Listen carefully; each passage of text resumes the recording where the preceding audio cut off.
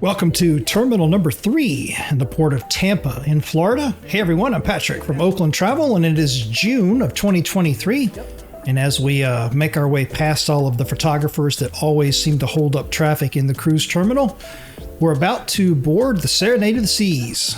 And first time on this particular ship, first time on this class of ship, and looking forward to it. It's kind of that anticipation embarkation day, especially when it's like a new unfamiliar layout, and so forth. Smaller ship, we usually prefer the Oasis class. But, this was an interesting little thing for us. Royal Caribbean did us a huge favor.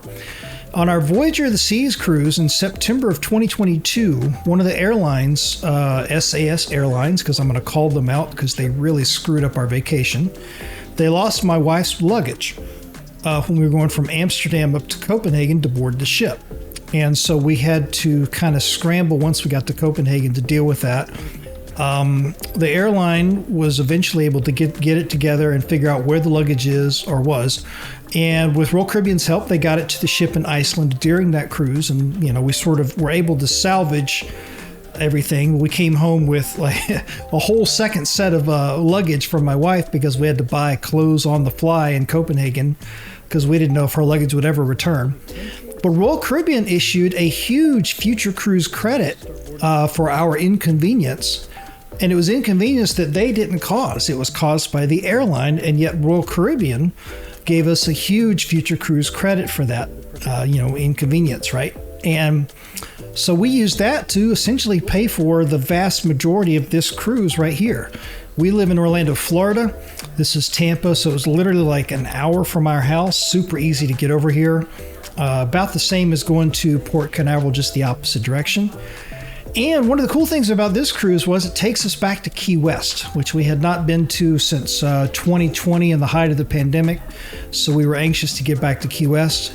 And of course, it also went to Perfect Day at the Coco Cay in the Bahamas, which is Royal Caribbean's private island. So, it kind of checked off all the boxes. Only 5 nights and a new ship that we'd never been on before.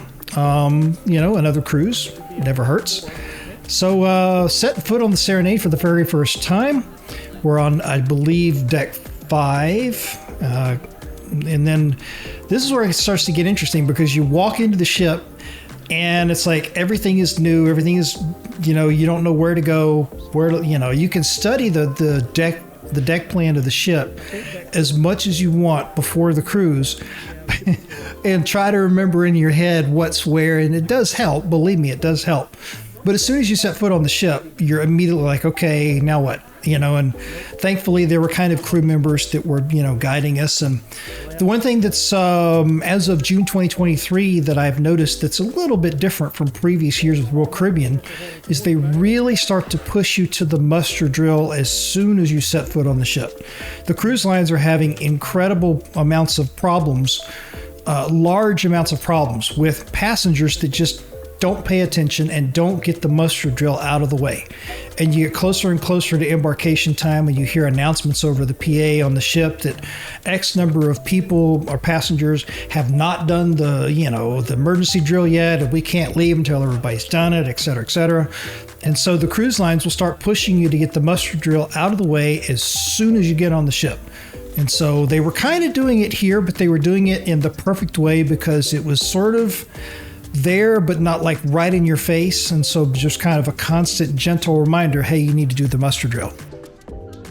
Yeah, that's why I said it'll remind you of that.